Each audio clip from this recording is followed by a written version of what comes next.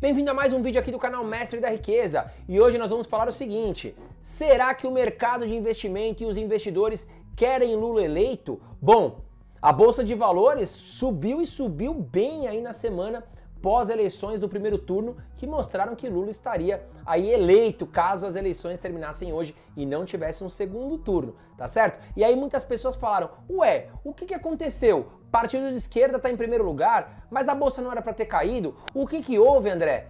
É isso aí que nós vamos conversar hoje, o que aconteceu, tá certo? Foi uma surpresa para muitas pessoas. Bom, mas antes de qualquer coisa, eu já quero pedir para você o seu joinha, porque me ajuda muito a manter este canal vivo e gratuito para você, tá certo? Me ajuda demais que você aperte o joinha aqui.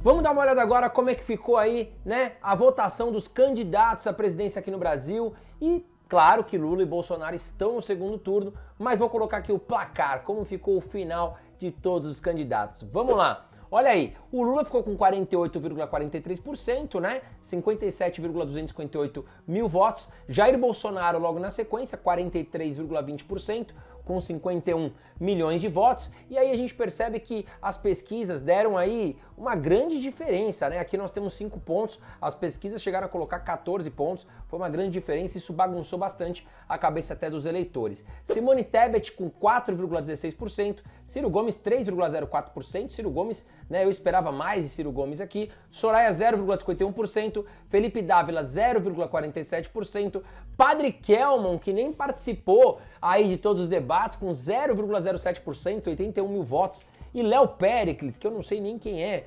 0,05%, 53 mil votos. Talvez se tivesse aqui candidato a deputado, possivelmente teria passado o Léo Péricles, que eu não vi em nenhum debate. Parabéns a Léo Péricles aqui, que conseguiu bastante voto, né? Bom, fato é que essa pesquisa foi mais apertada do que o mercado esperava e eu também, né? Eu esperava, claro, que a gente pudesse ter aí um número maior. Na pesquisa, né, mostrava isso, e aí bagunçou a cabeça de todos os eleitores. Só para você ter uma ideia, o placar das eleições, né, o final, que nós tivemos aí uma diferença de 5 pontos, ele foi aí o mais apertado já registrado em um primeiro turno desde 1989, né? A diferença entre o ex-presidente Lula, que soma 48,2% dos votos, e do presidente Bolsonaro, que marca 43,3% do total, é de 5,1 pontos, né? O equivalente a pouco mais de 6 milhões de votos. A eleição mais acirrada até então foi em 2006, quando Lula ficou à frente de Geraldo Alckmin, que inclusive hoje não está concorrendo com Lula. Ele é o vice-presidente aí na chapa de Lula, né? Na época, o petista acabou sendo eleito em segundo turno, que somou 48,6 pontos contra 41,6 pontos de Alckmin.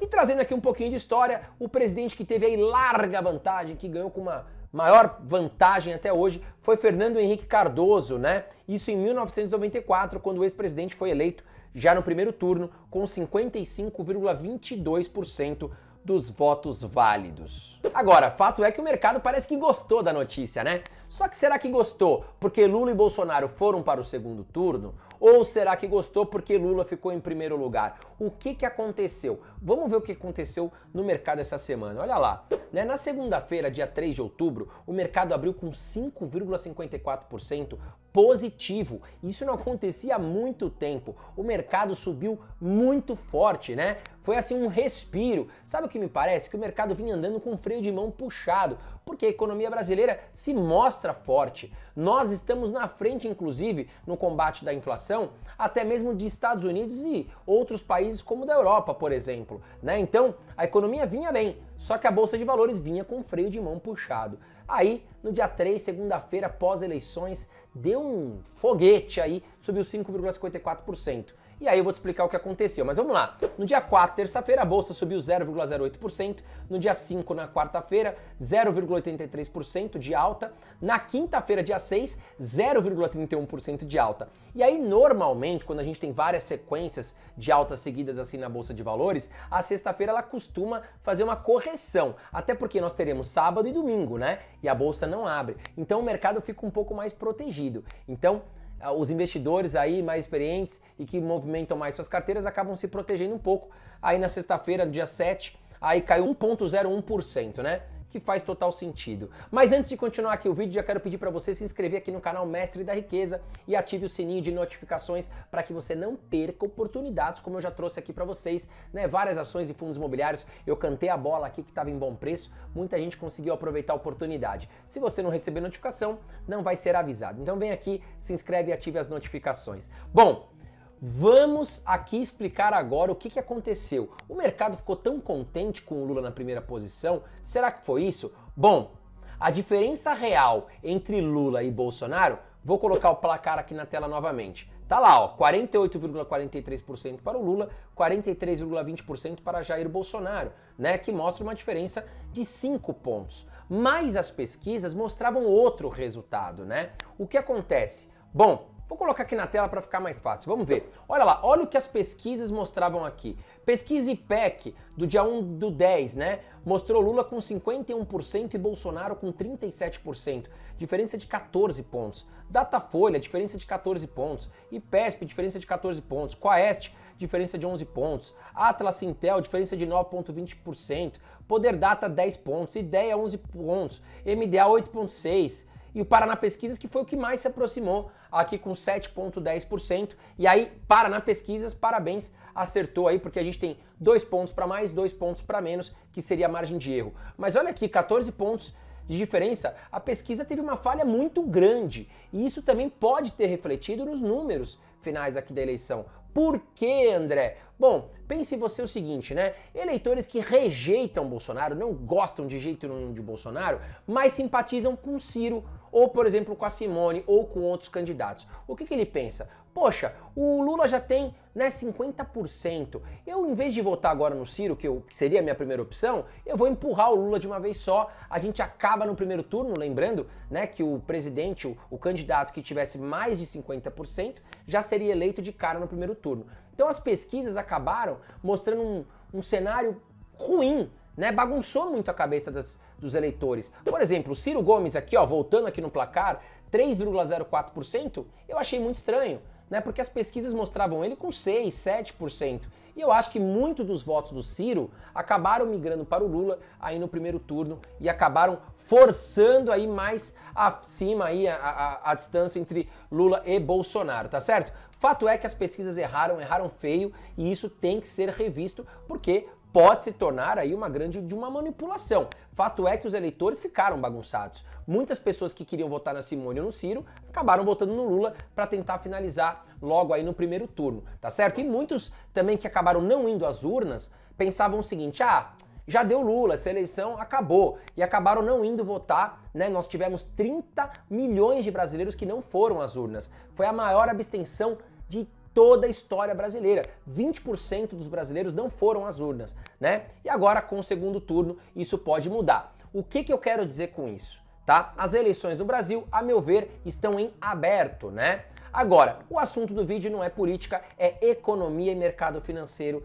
e nós vamos entender o porquê que a Bolsa de Valores subiu aí após o primeiro turno, após as eleições. Nessa primeira semana após eleições, a Bolsa subiu muito forte, deu 6 pontos percentuais para cima. Bom, então esse foi o primeiro motivo que eu trouxe. Pode ser sim, né? Tô especulando aqui, mas pode ser que o mercado enxergou o quê? Opa! Tudo dizia que o Lula já estava eleito, né? Lembrando que o mercado aí não olha com bons olhos um governo de esquerda, geralmente porque é muito assistencialismo e pouca preocupação com o teto de gastos, e isso faz mal à economia, tá certo? Quer dizer que o Lula vai fazer isso? Não, mas geralmente no mundo inteiro partidos de esquerda acabam dando muito assistencialismo e se preocupam menos com a economia, né? E isso pode levar à quebra de países como a Argentina, Venezuela, entre outros países que nós podemos trazer de exemplo. Não quer dizer que o Lula vai fazer isso, tá certo, pessoal? Nós estamos aqui especulando cenários de economia e o que o mercado está falando. Bom, então o primeiro ponto é que a distância de Lula e Bolsonaro não era de 14 pontos, e sim de 5 pontos. Então, as eleições estão em aberto,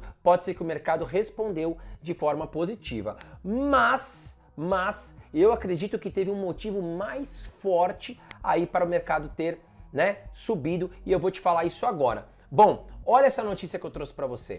Se eleito, Lula terá problema com o Congresso, diz Bolsonaro. O presidente afirma que congressistas sempre foram de centro-esquerda e agora diz posicionam-se na centro-direita. E antes de explicar o que está acontecendo, vamos fazer uma pesquisa rápida aqui. Você vai votar no Lula ou no Bolsonaro para o segundo turno? Comenta aqui embaixo, vamos fazer uma pesquisa aqui do nosso canal, vamos ver quem que leva essas eleições aqui do canal Mestre da Riqueza. Bom, eu quero te explicar o seguinte, né? Um presidente, ele não governa sozinho, ele depende da aprovação da Câmara dos Deputados e após a validação, né, da Câmara dos Deputados, a aprovação, ainda tem a validação da Câmara dos Senadores. Então imagine você que Lula ou Bolsonaro mandam um projeto para ser aprovado. Esse projeto tem que ser aprovado tanto pela Câmara dos Deputados, como também pela validação da Câmara dos Senadores. E aí o que Bolsonaro quis dizer aqui? Olha, se o Lula ganhar, ele não vai conseguir governar com tranquilidade, porque a maior parte hoje, né, dos deputados na Câmara e dos senadores, eles são pró-direita. Então você tem esquerda, né, que são partidos ali mais assistencialistas e tudo mais, você tem o centro, que aí pode ficar entre os dois, e você tem partidos de direita mais liberais, que é o caso aqui do partido do Jair Bolsonaro. Bom, no caso, historicamente, a gente sabe que a maioria do Congresso era centro-esquerda. E agora, neste ano, foi centro-direita. Então, caso Lula venha a ser eleito, ele não vai conseguir levar tão a ferro e fogo aí programas assistencialistas ou furar teto de gastos para atender e conquistar o povo. Não é tão simples, não vai ser fácil assim. Pode ser por isso sim que o mercado também reagiu de forma positiva, né? Se tivesse sido Câmara, a maioria à esquerda, talvez não teríamos esse resultado. E só para ficar mais claro, tá? Só para você entender, a Câmara é onde geralmente começam a tramitar os projetos de lei, né? E por isso ela é chamada de casa iniciadora. Tudo começa ali na Câmara dos Deputados. Já no Senado, em geral, a legislação ela é revisada. Ou seja, primeiro passa pelos deputados, depois vem para os senadores e aí essa casa é chamada de casa revisora. Ou seja, um começa a produzir e o outro valida. Opa, isso aqui tá certo ou tá errado. Então você tem uma dupla verificação, digamos assim, né? Então não vai ser tão fácil nem para Bolsonaro, nem para Lula, mas mais fácil para Bolsonaro se for eleito, porque a maior parte da casa, a maior parte dos senadores e deputados são pró-direita, partidos aí aliados a Bolsonaro. E falando um pouquinho mais de política, hoje aqui no Brasil nós temos 513 deputados federais ali que fazem parte da Câmara dos Deputados, né? E como é que é feito? Bom, eles são distribuídos ali, cada estado, né, pode eleger mais deputados ou menos deputados, né, seguindo a proporção populacional de cada estado, tá certo? Quem vai determinar isso é o IBGE, que é o Instituto Brasileiro de Geografia e Estatística, tá bom? Então, nós temos 26 estados mais Distrito Federal, pode ser sim que alguns estados possam eleger mais deputados e outros menos. Todo o período tem aí uma mudança, claro, graças ao IBGE que vai atualizando. Bom, já a questão dos senadores, nós temos 81 senadores, aí cada estado pode eleger 3 senadores. E agora vamos ver aqui a divisão, como é que ficou a Câmara dos Deputados. Olha lá, o grupo da direita, né, que é pró-Bolsonaro, nós temos aí o PL, que elegeu de forma recorde, né, o partido de Jair Bolsonaro, mostrando que o presidente tem muita força junto à população, elegeu aí a maioria dos deputados. Só para você ter uma ideia, o PL elegeu 99 deputados. E o PT, que é o partido do ex-presidente Lula, elegeu 68 deputados. Agora, o grupo de direita formado por PL, PP, Republicanos, União Brasil, PTB e Novo soma 250 cadeiras na Câmara dos Deputados. Ou seja, cerca de 49% da casa já está com os partidos de direita. Agora, os partidos de centro, aqueles independentes sem associação com direita ou esquerda, hoje, né, atualmente é o PSD, MDB, PSDB, Cidadania, Podemos, Patriota e PSC, junto eles somam 124 deputados. Já o bloco de esquerda, pelo PT, PCdoB, PV, PSB, PDT, PSOL, Rede, Avante, Solidariedade e PROS, juntos chegam a 139 deputados. Então vamos lá, você tem aqui na direita, mão direita, 250 cadeiras para Jair Bolsonaro. Na esquerda nós temos 139 cadeiras, digamos, para Lula. E no centro 124, tá certo? Ou seja, né, pode ser que o mercado enxergou que o partido de esquerda não vai conseguir governar mesmo que Lula seja eleito. Então, o que Lula ou Bolsonaro eleitos vão ter que fazer?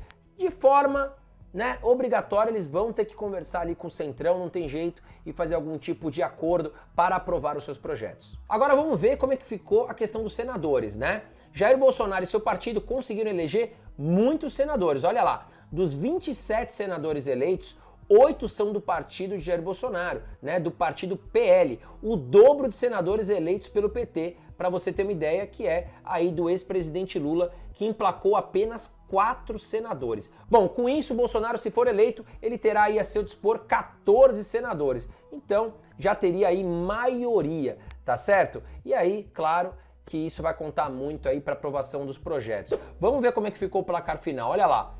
PL, 14 senadores, PSD, 11 senadores, MDB, 10 senadores, União Brasil, 10, PT, 9, Podemos, 6, PP, 6, PSDB, 4, PDT, 3 e Republicanos, 3. Esse é o número previsto de senadores para 2023. Agora, aproveita aqui, comentem aqui embaixo, né? Vocês acham justos ter tanto senador, tanto deputado? Será que a gente precisa de tanto político assim, tanto salário? Cada deputado tem um monte de funcionário que pode levar junto, um monte de benefícios, senadores. Bom, não sei, quero saber de você. Comenta aqui embaixo o que você acha, né? Estão saindo pesquisas eleitorais muito importantes agora do segundo turno. As pesquisas do primeiro turno foram uma furada, né? Foram horríveis os resultados. Vamos dar uma olhada nas pesquisas que estão saindo agora do segundo turno. Bolsonaro e Lula têm empate técnico segundo o levantamento Modal Mais Futura. Bom, olha lá, Lula aparece na pesquisa com 49,3% das intenções de voto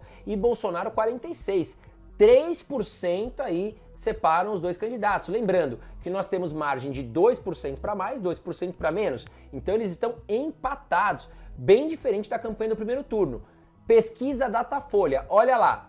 Datafolha, Lula tem 49% no segundo turno, Bolsonaro aparece com 44%, ou seja, 5 pontos. Lembrando que nós temos 2% para mais, 2% para menos, praticamente estão empatados, né? Então, é aquilo, o PT se sentiu balançado, eles queriam acabar com as eleições no primeiro turno. Claro, se eu estivesse no lugar deles faria o mesmo, mas as eleições estão abertas, tivemos muita abstenção, muitas pessoas que não foram às urnas, né? E da mesma forma que Bolsonaro tem muita rejeição, Lula também tem muita rejeição. Agora, quanto aos seus investimentos, o mercado gostou, tá certo? Mas não interessa, a gente não pode olhar para o curto prazo. Quanto aos investimentos, o que eu estou fazendo?